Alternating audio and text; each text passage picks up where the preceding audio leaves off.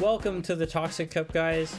It's me, Maroon6, and I'm back from my long winter break and getting back into the swing of things, making some new content. So in the background, there's going to be battles going on, and I'm going to, as quick as possible, go through a scouting report of what I've seen in my first 50 games or so of Toxic Cup, and basically make it so if you're still working on Rose Cup right now, you can just jump right into Toxic Cup and just get a really good start off. So the main roles I've put up on the screen with different listings of your Pokemon there, so you can get a kind of good sort out. You see the Confusion users to counter the counter users. You have the Flyers to counter the counter users. You have the Waters, which are kind of doing neutral damage to almost everything. You have the Steel types, which resist a ton of stuff, as well as they resist a ton of stuff. And you have the ground users, which then do super effective damage to the steel users.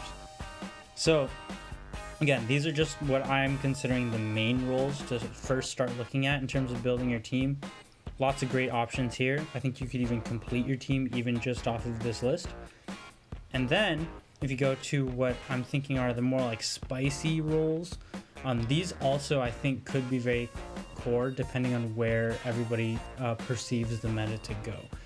And why I'm considering these spicy are because there are a lot less Pokemon to choose from in terms of these roles, as well as they kind of make a splash in a specific way. But yeah, test them out. Here they are. And the biggest ones I want to point out are the electric moves. Not very many choices, but I think they have really cool coverage based off of what you saw before.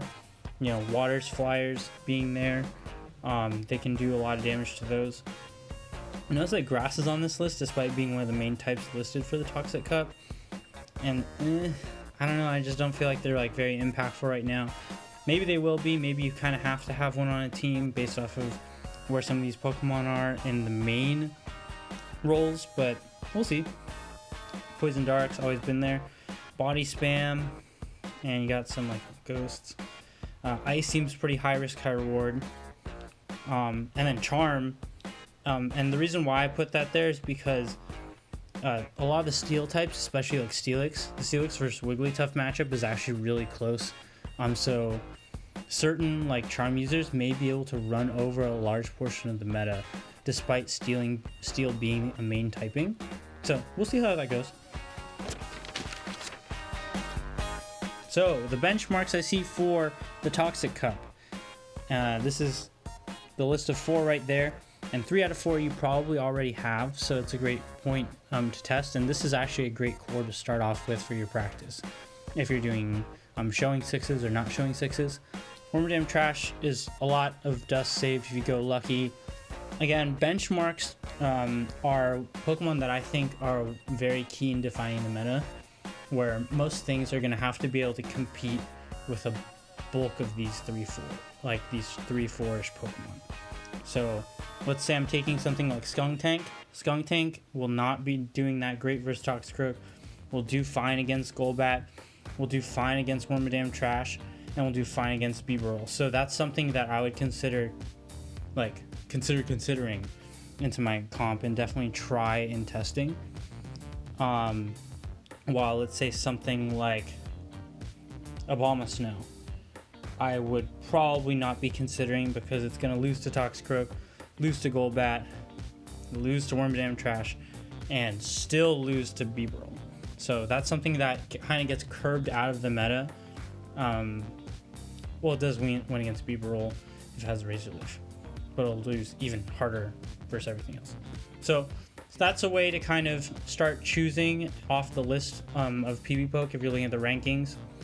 Notice that the rankings in PvPoke, there's a lot of things that are above that are like 80 points, which are what I consider to be also another way of seeing like a cutoff mark in terms of where you're looking on that list. And anything above like basically about like 80 points is probably safe to try. And since you guys are probably still maybe in Rose Cup mode, here are the differences between Toxic Cup and Rose Cup.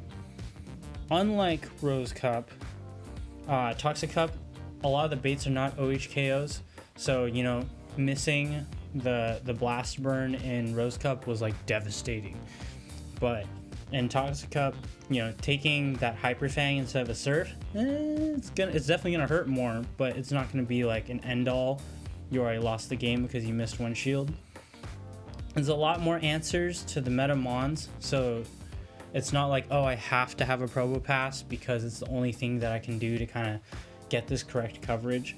There's a lot of different coverage options, and a lot of the things at especially the top of that PV poke list have really broad coverages that kind of cover over different branches of the meta and make it so they're functioning a lot like generalists based off of that. Unlike Rose, there are no super key best buddy mons. There are some that I think you have the option to have, especially with a best buddy, and can benefit from the extra level, but nothing that seems like super key you need to have for sure in your team. So that's kind of good. And kind of going off of that coverage thing, unlike Rose, there's a lot of different options for things in the same roles or archetype, if you will, just like the list I showed you earlier. Some similarities to Rose. There's a high importance of counter users. Counter users do well against the normal types, do well against the steel types. They also are going to be doing pretty okay in terms of damage wise, with neutral damage to the flying normals, bug steals. So pretty good coverage in terms of how they function. Also, I think similarly to Rose, steel tanks are going to have the most limited coverage options. In my opinion, Steelix and Wormadam Trash are the two main steel tanks currently in my mind. So how you are going to pick that in your team of 6 is going to be pivotal. I also think balance comps are the strongest, similarly to Rose, where, you know, going unbalanced in this Toxic Cup could leave you with a really big hole and potentially one thing that could just steamroll your whole comp. The other most similar thing to Rose, which I think is actually really important for Toxic, is potentially, because there's so many different coverage options and ways to rotate your comp to just fit slightly differently than somebody else's. With those many different choices, localized metas could be highly variant, as well as the different comps you'll see at especially large tournaments could also be highly variant. So, you know, for example, in Rose, like you would see Scrafty, and then sometimes you would see Machamp, and sometimes you'd see Metachamp. It was like all those different fighters were very viable. I think that's something that you will see as we establish the meta in Toxic. So here's my best buddy watch. There are all the things that can benefit from being a best buddy. Have I looked at the sims in terms of the difference between 40 to 41? No. But the big ones I want to point out on here, Farfetch'd has Leaf Blade while being a flyer, which is really cool in terms of getting that specific little bit of edge against, let's say, something like the ground types or also against the water types. And then the other one is Chansey, which, oh my gosh, please, nobody bring it. Just don't bring Chansey. At least versus me, you're just going to tilt me off the face of the earth because I don't want to sit there for 2 minutes extra every single round. So I'm doing a 3-game series with you, and we're going to spend 6 minutes looking at a Chansey, slapping each other with wet noodles. Yeah, I really just hope, even though this thing's ranked 16th on PvPoke, that doesn't become viable. Anyways, moving on. Legacy and regional Pokemon watch that are in this cup are on the list. The main ones to look at. I'm not including Community Day moves on here because I think we've all had the chance to get it at this point, or I'm sure you can trade somebody for it. Again, Farfetch'd, I think it was kind of pretty cool. Pidgeot with the wing attack, it does a ton of damage while being pretty tanky, and flying's pretty good this cup, so check that one out. A lot of older accounts are going to have that, so look for old account Pidgeys if you need them. So if you're looking for a starting 6 to use this cup, there it is. Notice it's the 4, the strong core that I mentioned before that are the benchmarks, with 2 additional things that are 2 ground types. I do think ground is a very solid typing this cup, and Flygon especially, great generalist, and Steelix, as I said, it's that steel tank.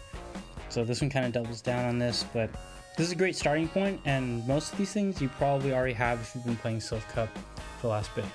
And if you are a Go Battle League battler that is kind of just looking at this, again, these are the Silph Arena Cups, which have been happening over the last year. So this is where all of us people who started PvP when it first came out got really, really excited and then went to all these in-person tournaments. That's what these are. And every month it changes, gives you a chance to reuse old Pokemon that you had used from before. All of it's in Great League, and it's a lot of fun. Honestly, like, it's been so awesome getting to meet all these different communities, Raid 44, the Berkeley side, PokeGators. Really getting to see this new side of the Pokemon Go community where you can travel a little bit farther and kind of have a reason to talk to other Pokemon Go people has been super awesome. I've met so many awesome people, filled up my friend list now. And yeah, so if you guys have been enjoying Go Battle League, I highly recommend, if you have that little bit of extra Stardust, spend it and then come on over to a cup. Especially if you've been rocking Go Battle League, you should come rock some battlers in person, because why not? And yeah, so again, thanks for coming back to my channel, and you know, I'm gonna be doing more videos as they come up, and yeah, stay tuned. I got a lot coming, so like and subscribe. Yeah, do the thing. I'll catch you all next time.